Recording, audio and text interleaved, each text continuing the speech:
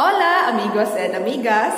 Welcome to another episode of Cyrus Talk. Today, we're going to talk about one of the global issues, poverty. Poverty has been one of the top global issues the world is facing today, and it affects the community. As we all know, poverty limits our access to food, medicine, shelter, water, job offers, and many more. But the problem with poverty does not only stop there. Poverty, a popular word for global issues, poverty, a horror to the ears of the employers and entrepreneurs, poverty, a strong word that will weaken the system of our economy, has also been affecting the foundation of our knowledge, education.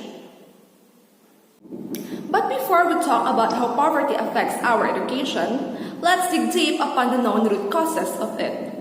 Number 1. Corruption.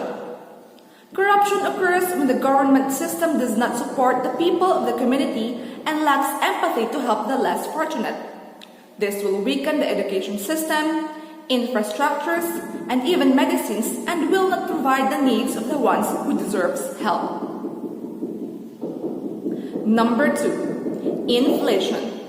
Inflation occurs when there's scarcity with the resources.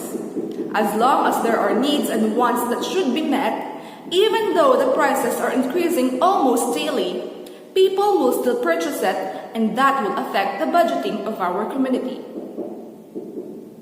And number 3, unemployment. Lack of jobs occurs usually because of overpopulation or lack of education. Without jobs, people will have no source of income to buy food, pay for shelter, and education. Those are just some of the reasons why poverty exists. Poverty affects our education system in a way that it limits our students' freedom, rights, and focus on their learning. If this is not resolved properly, the level of intelligence and qualifications of the Filipinos will go low, as well as the credentials of the country's economic and education system. The effect of poverty in education increased mainly when the pandemic occurred in 2020. A lot of students have dropped out of high school and college due to lack of resources for online classes such as phones and laptops and other gadgets. Unemployment of their parents also affected their situation. Some stories from anonymous blogs online shared that there are students who resort to prostitution in order to pay for their tuition. This is a sad and alarming story to hear as a teacher. Poverty leads people, especially students, to aim for survival alone and not pursue education anymore. As long as there's food on the table and a shelter to stay, it's enough reason for them to live. Here in Aklan, a number of college students chose to get part-time jobs such as being a housekeeper, fast food crew, private tutor, managing small business like online selling, and many more. We hear a lot of inspiring stories yearly every after graduation about working students who graduated with Latin honors and are part of the scholarship programs the provincial government offers to indigent students every year. Stories of inspiration of how they manage their time and energy between work and studies just to survive and reach their goals despite of the hardships of life may offer.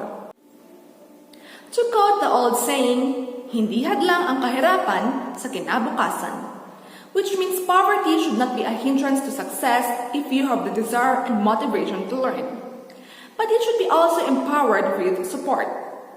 The government that should be our ally during hard times, the community that supports one another, and the people around you that knows your burdens and will light your way from your dark times to your successes.